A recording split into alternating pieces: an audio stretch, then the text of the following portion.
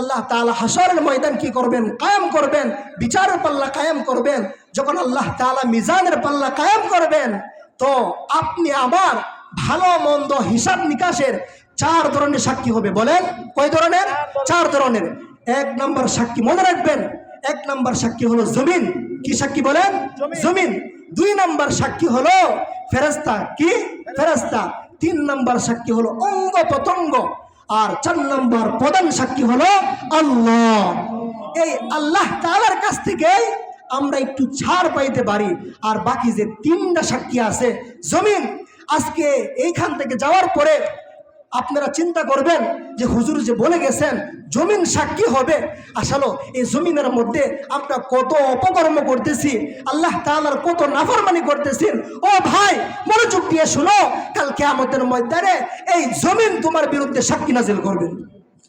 2 ولن يؤخر الله نفسا إذا جاء أجلها والله خبير بما تعملون. وقال صاحب القرآن صلى الله عليه وسلم: الصحة والفراغ، أو كما قال عليه الصلاة والسلام: سبحانك لا علم لنا إلا ما علمتنا إنك أنت العليم الحكيم. اللهم صل على محمد النبي الأمي وعلى آله وسلم تسليما. हर लहज़ा मोमिन के नई शान नई हर लहज़ा मोमिन के नई शान नई गुफ्तार में किरदार में अल्लाह की बुरहान, गुफ्तार में किरदार में अल्लाह की बुरहान. क़हारी गफ़्फ़ारी कुद्दूसी जबरूद, क़हारी गफ़्फ़ारी कुद्दूसी जबरूद, ये 4 आला सरहद ताहे मुसलमान, ये 4 आला सरहद ताहे मुसलमान. ये राज़ किसी को नहीं मालूम के मोमिन, ये राज़ किसी को नहीं मालूम के मोमिन. क़ारी नज़र आता है हकीकत में कुरान, क़ारी नज़र आता है हकीकत में कुरान. আলহামদুলিল্লাহ সুম্মা আলহামদুলিল্লাহ। ঐতিহ্যবাহী নারায়ণগঞ্জ জেলাধীন পীরপাড়া বাইতুল নূর জামে মসজিদের উন্নয়ন করবে 12তম বার্ষিক ওয়াজ ও দোয়া মাহফিলের সম্মানিত সভাপতি, সম্মানিত প্রধান অতিথি, বিশেষ অতিথি ও আমার সামনে উপবিষ্ট দিন প্রিয়, ইসলাম প্রিয় তাওহীদি জনতা, পর্দার আড়ালে অবস্থান রত আমার শ্রদ্ধেয় মা ও বোনেরা, সর্বপ্রথম শুকরিয়া আদায় করছি মহান রব্বুল আলামিনের, যে মহান রব্বুল আলামিন অত্যন্ত দয়া করে, মায়া করে, মহব্বত করে, ভালোবাসে আল্লাহ তাআলার প্রিয় জায়গা এই কোরআন কারীমের মাহফিলে এসে কোরআন ও হাদিসের কিছু আলোচনা শ্রবণ করার জন্য যেই মালিক আমাদেরকে তৌফিক দান করেছেন, সেই মালিকের দরবারে আমরা সকলে শুকরিয়া আদায় করে বলে উঠছি আলহামদুলিল্লাহ। প্রিয় উপস্থিতি, লম্বা আলোচনা করার সময় এবং সুযোগ কোনোটাই নেই, তাই কোনো ভূমিকা ছাড়া আমি আমার মূল আলোচনায় চলে যাব ইনশাআল্লাহ। মুহতারাম হাজিরিন, আল্লাহ রব্বুল আলামিন আমাদেরকে পৃথিবীতে পাঠিয়েছেন ইবাদত করার জন্য। সূরা যারিয়াতের 56 নম্বর আয়াতে আল্লাহ রব্বুল আলামিন বলেন, ওয়া মা খালাকাতুল জিন্না ওয়াল ইনসা ইল্লা লিয়াবুদুন। মানুষ এবং জিনকে পাঠাইলাম আমি আল্লাহ ইবাদত করার জন্য। ইবাদত কতদিন করব? সূরা হিজরের ৯৯ নম্বর আয়াতে আল্লাহ পাক রব্বুল আলামিন আমাদের এই প্রশ্নের জবাব দিয়ে দিয়েছেন। আল্লাহ পাক রব্বুল আলামিন বলেন, ওয়া'বুদ রাব্বাকা হাত্তা ইয়াতিয়াকাল ইয়াকিন। মরণ আসা আগ পর্যন্ত তুমি তোমার রবের ইবাদত করবা। তাহলে কি আমাদের মরণ হয়ে যাবে? সূরা আনকাবুতের ৫৭ নম্বর আয়াতে আল্লাহ বলেন, কুল্লু নাফসিন যায়িকাতুল মাউত। আত্মা আছে এমন সকল প্রাণীরই মৃত্যুর স্বাদ গ্রহণ করা লাগবে। এখন কথা হলো, আল্লাহ আমি এই পাড়াগাঁওয়ের অধিবাসী, আমি যদি এখান থেকে পলায়ন করে মৃত্যু থেকে বাঁচার জন্য আমি যদি ইন্ডিয়ায় চলে যাই, আমেরিকায় চলে যাই, আল্লাহ তাহলে কি আমি মরণ থেকে বাঁচতে পারবো কিনা? সূরা আহজাবের ১৬ নম্বর আয়াতে আল্লাহ বলেন, কুল লা ইয়ানফাকুমুল ফিরারু ইন ফারতুম মিনাল মাউত। নবী আপনি বলে দেন, যে মরণ থেকে তোমরা পালিয়ে বেড়াও, এই পালায়ন তোমাদের কোনো কাজে আসবে না, সুতরাং মরণ থেকে পালিয়ে বাঁচতে পারবো না। এখন কথা হলো, আল্লাহ আমি যদি এমন একটা কাছার মধ্যে প্রবেশ করি, যে কাছার মধ্যে পিপিলিকা পর্যন্ত প্রবেশ করতে পারবে না, আল্লাহ আমি কি মরণ থেকে বাঁচতে পারবো সেখানে ঢুকে? সূরা নিসার ৭৮ নম্বর আয়াতে আল্লাহ বলেন, আইনামা তাকুনু ইউদরিকুমুল মাউত ওয়ালাউ কুনতুম ফি বুরুজিন মুশাইয়াদা। যেখানেই থাকো না কেন মরণ তোমার সাথে সাক্ষাৎ করবে, তোমার মৃত্যুবরণ করতেই হবে, এটাই চূড়ান্ত সিদ্ধান্ত। সূরা জুমার ৮ নম্বর আয়াতে আল্লাহ বলেন, কুল ইন্নাল মাউতাল্লাযী তাফিরুনা মিনহু ফাইন্নাহু মুলাকীকুম।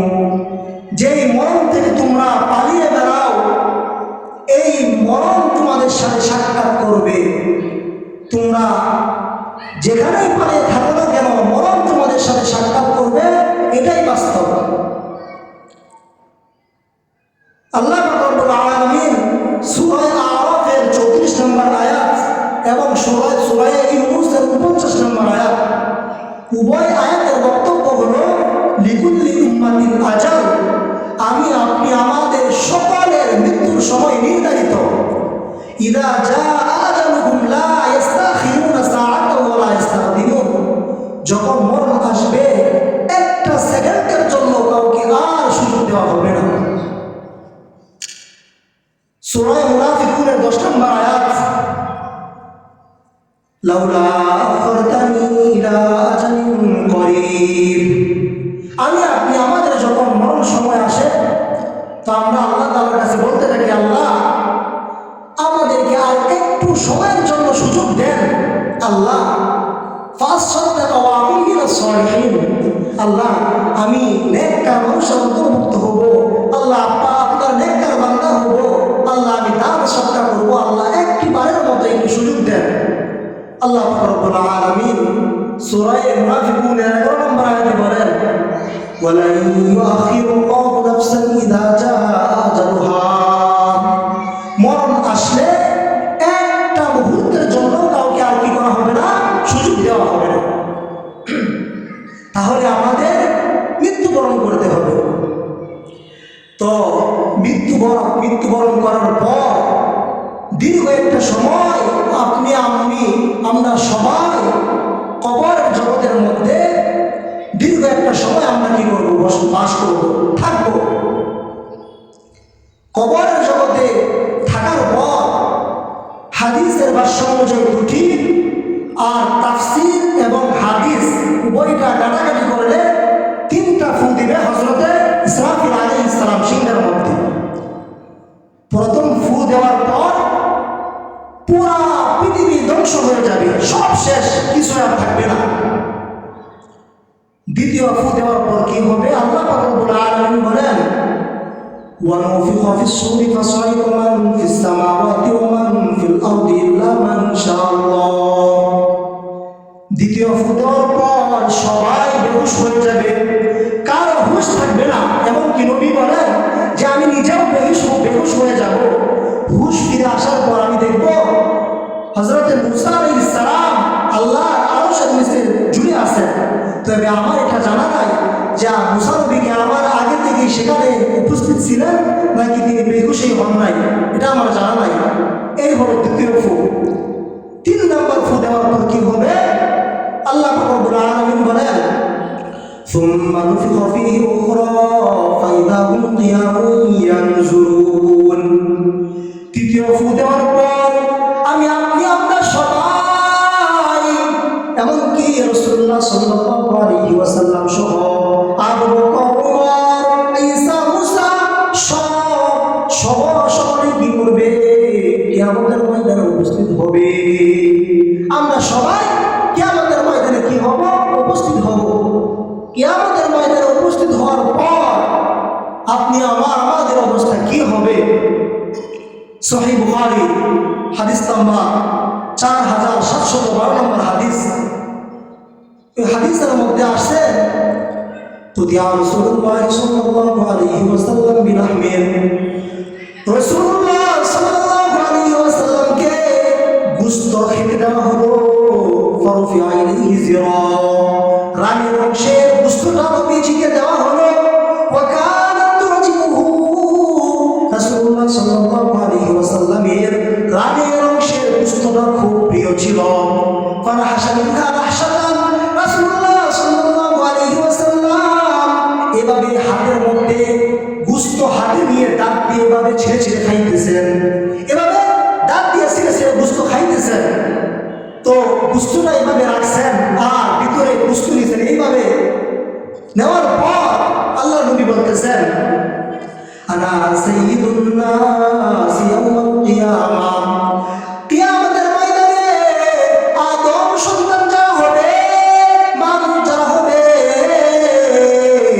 তাদের মাঝে আল্লাহ আমাকে নেতৃত্ব দান করবেন। কিয়ামতের ময়দানে আল্লাহ পাক রব্বুল আলামিন আমাকে নেতৃত্ব দান করবেন। এই কথা বলার পর আল্লাহ নবী সাহাবায়ে কেরামকে জিজ্ঞাসা করলেন, হাল তাদরুনা মিম্মা যালিকা? ও আমার সাহাবায়ে কেরাম, তোমরা কি জানো কিয়ামতের ময়দানটা কি? সাহাবায়ে কেরাম উত্তরে বললেন, আল্লাহু ওয়া রাসূলুহু আ'লাম, আল্লাহ এবং আল্লাহর রাসূল ভালো জানেন। এই কথা বলার পর আল্লাহ নবী বললেন, ইয়াজমাউল্লাহুল আউওয়ালিনা ওয়াল আখিরিন, ইয়াজমাউল্লাহুন নাসাল আউওয়ালিনা ওয়াল আখিরিন ফি সাঈদিন ওয়াহিদ। কিয়ামতের ময়দানে আল্লাহ রাব্বুল আলামিন পূর্ববার যত মানুষ, আগে যত মানুষ পাঠিয়েছেন, কিয়ামত পর্যন্ত যত মানুষ পাঠাবেন, সব মানুষকে আল্লাহ রাব্বুল আলামিন একটা মাঠের মধ্যে উপস্থিত করবেন।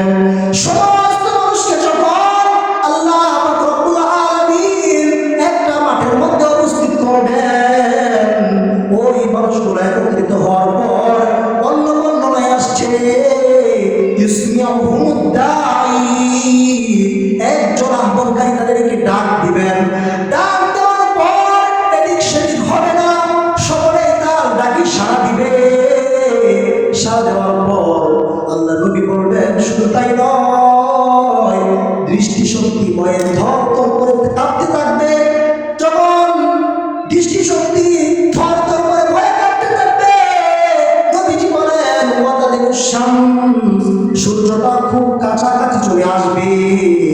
ফায়াবিলুহুন নাস মিনাল হাম্মি ওয়াল কিরাম, প্রচন্ড তাপ হবে, খুব তাপ হবে।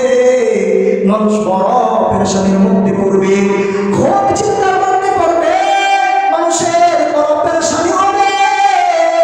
মা লা ইউতিকুন, এমন ভয়ঙ্কর পরিস্থিতি হবে, এমন পেরেশানি হবে, মানুষ সহ্য করার ক্ষমতাও তার নাই। আল্লাহ পাক রব্বুল আলামিন যখন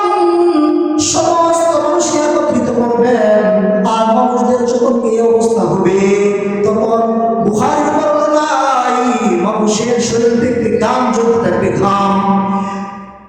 হাদিসের মধ্যে এসেছে মানুষের শরীর থেকে যখন ঘাম ঝরবে, কারো পায়ের টাকু পরিমাণ ঘাম হবে, কারো আবার হাঁটু পরিমাণ ঘামের পানি দিয়া ভিজে যাবে, এই পরিমাণ পানি হবে ঘামের পানি।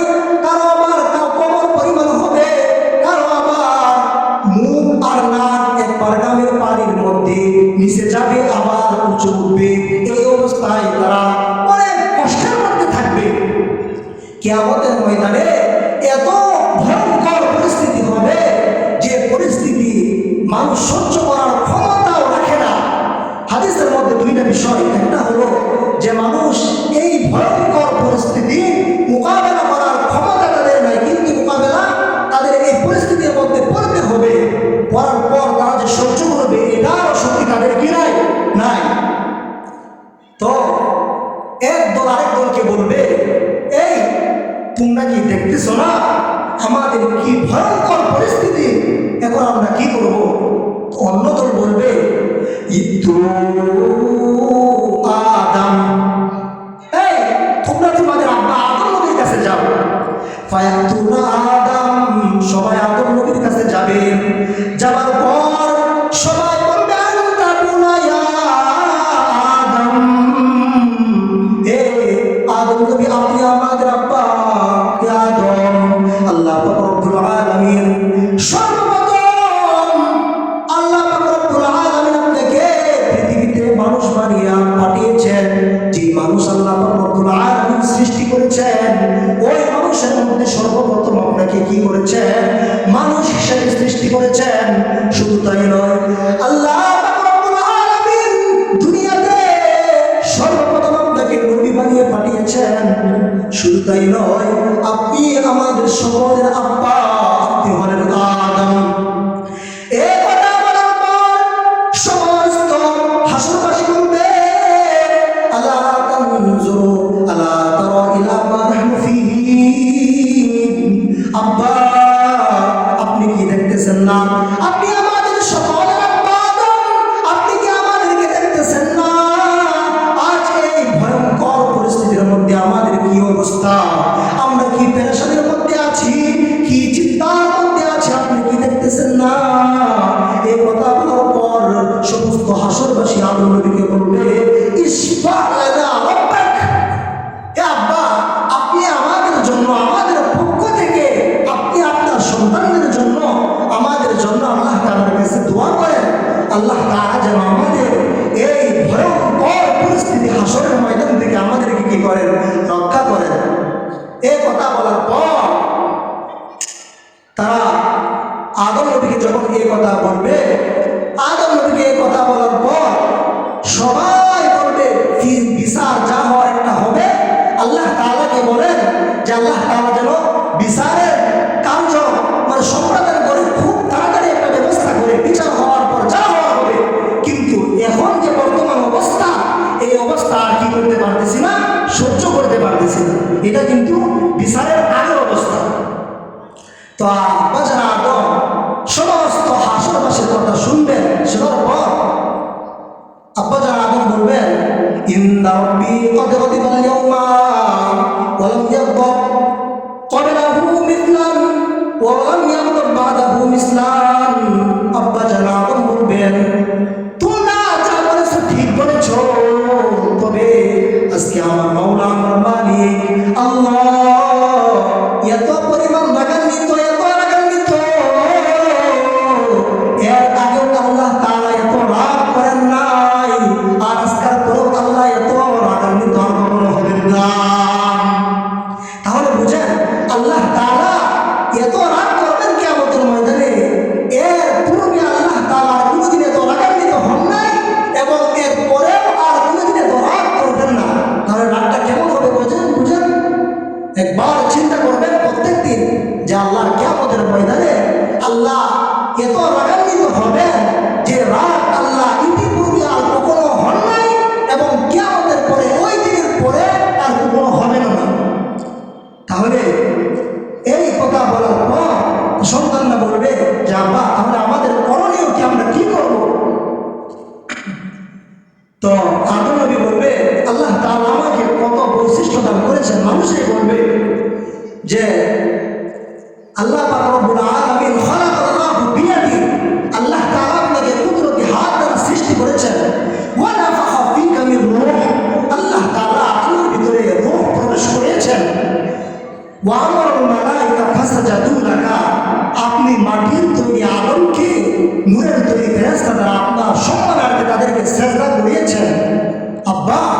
আপনি আজকে আমাদের পক্ষ হয়ে আপনি আল্লাহ তাআলার কাছে সুপারিশ করেন, আল্লাহ তাআলা যেন আমাদের এই পেরেশানি থেকে মুক্তি দেন।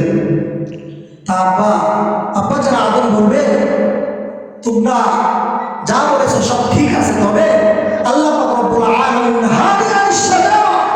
আল্লাহ আমাকে একটা আদেশ করেছিলেন যে আদম তুমি এই গাছের ফল খেও না, কিন্তু আমার দ্বারা আল্লাহ তাআলার এই আদেশটা মানে অন্যরকম হয়ে গিয়েছিল।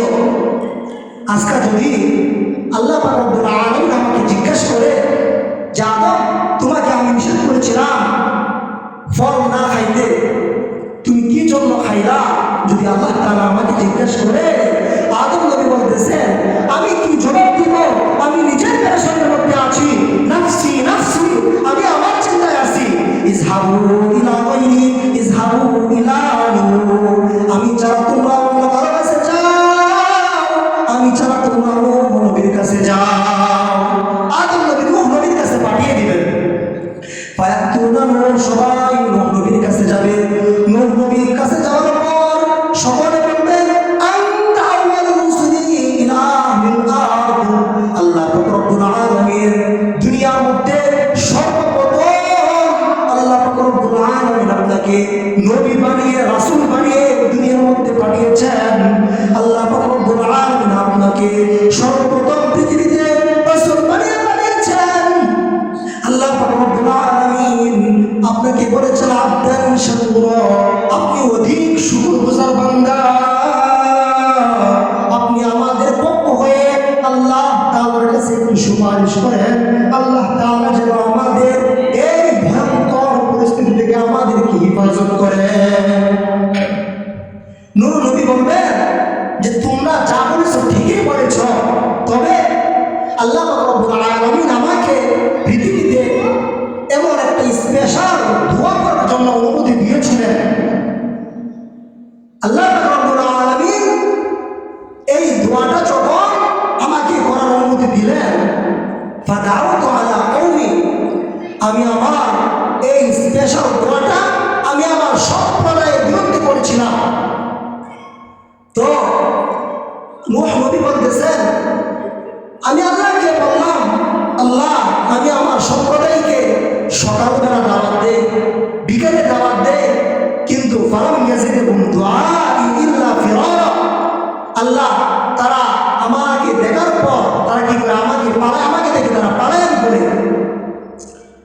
তো নূহ নবী বলতেছেন আল্লাহ ইন্নাকা ইন তাযারহুম ইয়াদিল্লু ইবাদাক, আল্লাহ আপনার যে নেককার বান্দা যারা আছেন পৃথিবীর মধ্যে, আমার যে সম্প্রদায় এরা এত খারাপ, ওদেরকে যদি আপনি ধ্বংস না করেন তাহলে আপনার নেককার বান্দাদেরকে কি করব, তারা পথভ্রষ্ট করে দিবেন।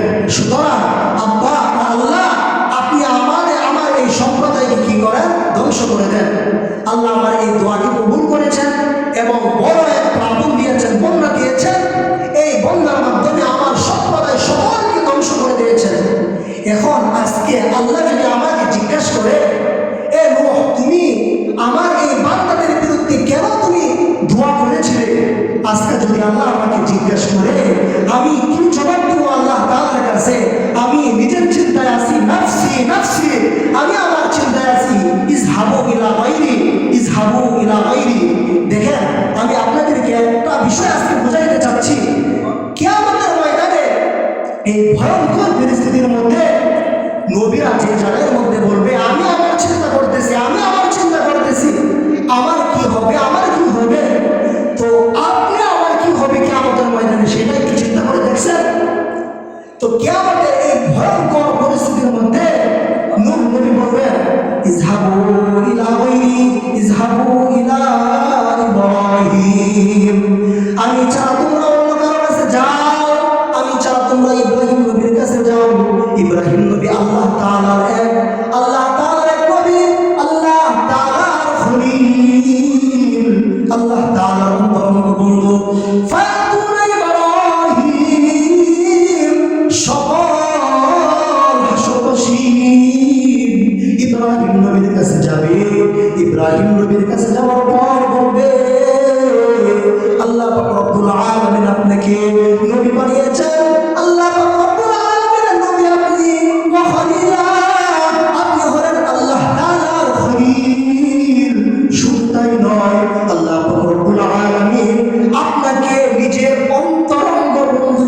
গ্রহণ করেছেন। এই কথা বলার পর বলতে ওই ইব্রাহিম আপনি আমাদের পক্ষ হয়ে ইশফা লানা ইলা রাব্বি, আপনি আপনার রবের কাছে আমাদের জন্য কি করেন, একটু সুপারিশ করেন। আল্লাহ পাক রব্বুল আলামিন যেন আমাদের এই ভয়ঙ্কর পরিস্থিতি থেকে যেন আমাদেরকে হিফাজত করেন, মুক্ত করেন। আমরা এই ভয়ঙ্কর পরিস্থিতি আর সহ্য করতে পারছি না। ইব্রাহিম নবী বলবে, ও হাসরবাসী তোমরা ঠিকই বলেছ, কিন্তু দুনিয়াতে ইন্নী কদ কালাবতু সালাসা কাযিবা, পৃথিবীতে আমার দ্বারা তিনটা বিষয় এমন হয়ে গিয়েছে যে তিনটা বিষয় আমার দ্বারা করা উচিত ছিল না, হওয়া উচিত ছিল না। তিনটা বিষয় কি? তিনটা বিষয়, একটা বিষয় হলো যে আমার সম্প্রদায়, আমার জাতি আমাকে বলেছিল, আমার সম্প্রদায় আমাকে বলেছিল মেলায় যাওয়ার জন্য, কিন্তু আমি বলছিলাম ইন্নী সাকিম, আমি অসুস্থ। কিন্তু আমি সেদিন অসুস্থ ছিলাম না। মুফাসসিরিনে কেরাম বলেন যে ইব্রাহিম নবীর এই কথাটা বলা পুরোপুরি ঠিক ছিল, কারণ এই অসুস্থতার মানে হলো মানসিক অসুস্থ, শারীরিক অসুস্থ না। কারণ কেউ আপনাকে বললো শিরক করার জন্য, আপনি বললেন না আমি এটা পারবো না, এটা কিভাবে সম্ভব যে আল্লাহ আমাকে খাওয়ায়, যে আল্লাহ আমাকে পড়ায়, যে আল্লাহ আমার জীবন যার হাতে, আমার মন যার হাতে, ওই আল্লাহর সাথে আমি কিভাবে শিরক করতে পারি? ঠিক না বলেন?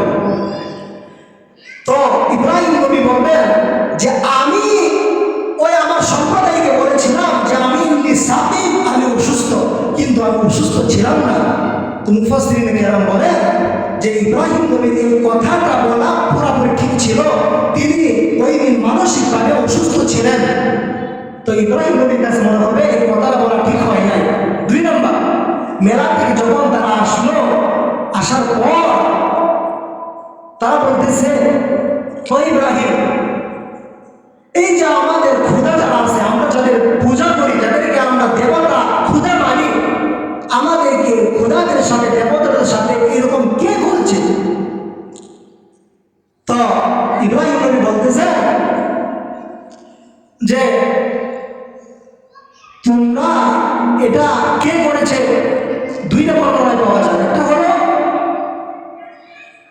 উনি বলতেছেন যে ওদের মধ্যে বড় যেটা সে করেছে, কারণ সমস্ত মূর্তিদেরকে ভেঙে তাদের মধ্যে বড় যে মূর্তিটা আছে তার গলার মধ্যে কোরআনটা ঝুলিয়ে রাখা হয়েছিল। তো উনি বলতেছেন তাদের মধ্যে বড় যেটা, তাকে তোমরা জিজ্ঞাসা করো, তাহলে তো মানে তোমাদের উত্তর পেয়ে যাও। তো ওরা বলতেছেন ইব্রাহিম তুমি তো জানো ওরা কথা বলতে পারে না। ইব্রাহিম নবী বলেন উফিল লাকুম ওয়া লিমা তা'বুদুনা মিন দুনিল্লাহ, আফসোস তোমাদের জন্য যারা কথা বলতে পারে না তাদের তোমরা কি করো, তাদেরকে প্রভু মানো, তাদের ইবাদত তোমরা করো, আফসোস তোমাদের জন্য। আরেক বর্ণনায় পাওয়া যায় যে ইব্রাহিম নবী বলছেন যে এদের মধ্যে বড় যেটা সে করেছে। ইব্রাহিম নবী এখানে একটা কৌশলী জবাব দিয়েছেন। কিরকম? যে এই যে মূর্তিগুলো আছেন, এই বড় মূর্তির গলার মধ্যে কোরআন ঝুলিয়ে রাখা হয়েছে। তো ওরা মনে করেছে যে বড় মূর্তিকে জিজ্ঞেস করার জন্য, মানে কে করেছে এইসব কাজ। তো ইব্রাহিম নবীর কথা হলো এই যে মাটির বানানো মূর্তি, এই মূর্তিগুলোর থেকে তো আমি ইব্রাহিম উত্তম, আমি বড়, ঠিক কিনা বলেন? এই মূর্তি কি উত্তম নাকি মাটি আল্লাহ তাআলার সৃষ্টি? ইব্রাহিম নবী আল্লাহর নবী উত্তম কে বলে? ইব্রাহিম নবী। ইব্রাহিম নবীর একটা কৌশলী জবাব ছিল যে আমি এদের মধ্যে বড় যে সে করেছে, যে আমি করেছি, সরাসরি বলেন নাই, কৌশলী একটা জবাব দিয়েছিল। ইব্রাহিম নবীর কথা হলো যে ওদেরকে একটা উচিত শিক্ষা দিব যে তোমরা এমন রবের খোদা, তাকে খোদা মানো, তার ইবাদত করো যা যে কিনা নিজে কথা বলতে পারে না। ইব্রাহিম নবীর কাছে মনে হবে যে আমার ওই দিন এই কথাটা, এই কৌশল অবলম্বন করাটা ঠিক হয় নাই। 2 নাম্বার। 3 নাম্বার, উনি বলতেছেন যে আমি সফরে গিয়েছিলাম মিশরের পাশে, তখন সিনাই ইব্রাহিম ওনার উদ্দেশ্য ছিল, ওনার যে একটা অভ্যাস ছিল, সুন্দরী কোনো অভ্যাস দেখলে উনি কি করতেন, তার সাথে খারাপ কাজ করতেন, কোন নাউজুবিল্লাহ। তো একজন ওই বাচ্চাকে বললো যে তার স্বামী তার স্ত্রীকে নিয়ে এদিক দিয়ে সফরে যাচ্ছেন। তো ইব্রাহিম নবী তার স্ত্রী সারাকে বললেন, তোমাকে যদি জিজ্ঞাসা করে যে তুমি আমার কি হও, তুমি জবাব দিবা যে আমি তোমার, তুমি আমার বোন হও। কারণ সাধারণত ডাকাতরাও যদি ভাই বোনের প্রতি একটা দরদ আসে। তো ইব্রাহিম নবীর উদ্দেশ্য ছিল যে আদম সন্তান হিসাবে আমরা সকলেই কি ভাই বোন। কিন্তু ইব্রাহিম নবীর কাছে মনে হবে যে না, ওই দিন আমার এই কথা না বলা, এই কৌশল অবলম্বন করাটা ঠিক হয় নাই। আমি আমার নিজের চিন্তায় আছি, ইজহাবু ইলা বাইনি ইজহাবু ইলা ঈসা, তোমরা, আমি পারবো না তোমাদের জন্য সুপারিশ করতে। আমি যারা তোমরা মুসার কাছে যাও, এভাবে মুসার কাছে যাবে, মুসা ফিরিয়ে দিবে, এভাবে ঈসার কাছে যাবে, ঈসাও ফিরিয়ে দিবে। ঈসা ফিরিয়ে দেওয়ার পর বলবে, ওই হাসপাস তোমরা শোনো, এদিক সেদিক যে কোনো লাভ নেই, চলো আমার সাথে সবাই।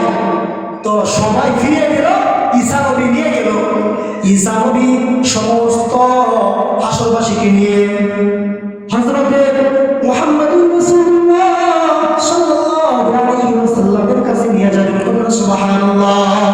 আল্লাহর নবী সমস্ত হাসরবাসীর কাছে যখন সমস্ত হাসরবাসী আল্লাহর নবীকে দেখতে বলবেন, ইশফা' লানা ইলা রাব্বি, ইয়া হাবিব, আপনি আপনার নবীর কাছে আমাদের জন্য সুপারিশ করেন। আল্লাহর নবী আরশের নিচে যাইয়া সিজদার মধ্যে রত থাকবেন।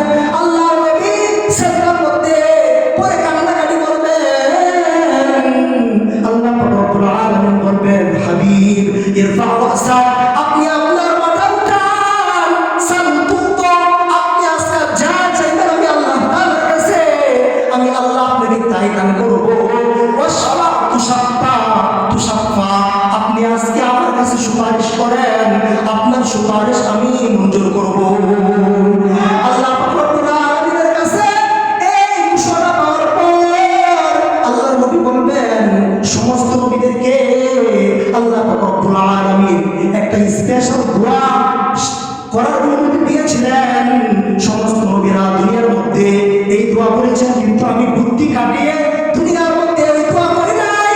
আমি আজকে আমাদের মধ্যে আল্লাহ তাআলার কাছে আমার উম্মতের জন্য দোয়া করব, আর দোয়া করে আমি কবুল করাই নিব। সুবহানাল্লাহ। তো আল্লাহ রব্বুল আলামিনের কাছে দোয়া করবেন, আল্লাহ বলবেন, হাবিব আপনি কি চান বলেন। আল্লাহ তাআলার কাছে আল্লাহর নবী বলবেন, আল্লাহ তাআলা হাসরের ময়দান কি করবেন, কায়েম করবেন, বিচারের পাল্লা কায়েম করবেন। যখন আল্লাহ তাআলা মিজানের পাল্লা কায়েম করবেন, তো আপনি আমার ভালো মন্দ হিসাব নিকাশের 4 ধরনের সাক্ষী হবে। বলে কয় ধরনের? 4 ধরনের। 1 নম্বর সাক্ষী মনে রাখবেন, 1 নম্বর সাক্ষী হলো জমিন। কি সাক্ষী বলে? জমিন। 2 নম্বর সাক্ষী হলো ফেরেশতা। কি? ফেরেশতা। 3 নম্বর সাক্ষী হলো অঙ্গ প্রত্যঙ্গ, আর 4 নম্বর প্রধান সাক্ষী হলো আল্লাহ। এই আল্লাহ তাআলার কাছ থেকে আমরা একটু ছাড় পাইতে পারি।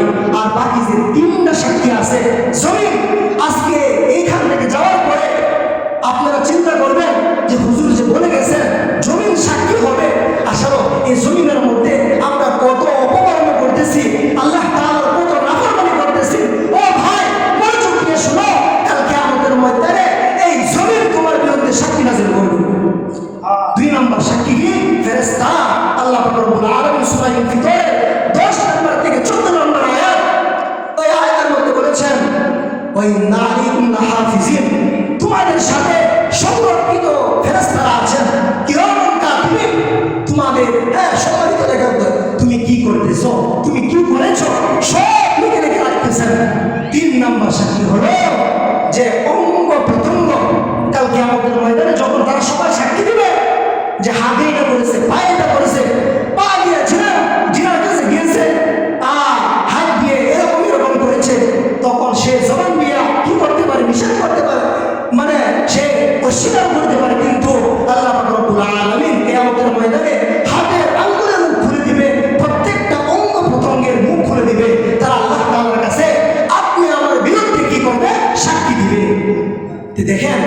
আমার এই শরীরের জন্য কি না করি, এই জমিনের জন্য, এই জমিনের মধ্যে থাকার জন্য কত কি কষ্ট না করি আমরা। এই সব কিছু আপনি আমার বিরুদ্ধে সেদিন সাক্ষী দিবে। যে যে চারটা সাক্ষীর জন্য বললাম যে জমিন সাক্ষী হবে আপনি আমার বিরুদ্ধে, ফেরেশতা সাক্ষী হবে, অঙ্গ প্রত্যঙ্গ সাক্ষী হবে, আল্লাহ সাক্ষী হবে। আল্লাহ তাআলা যেন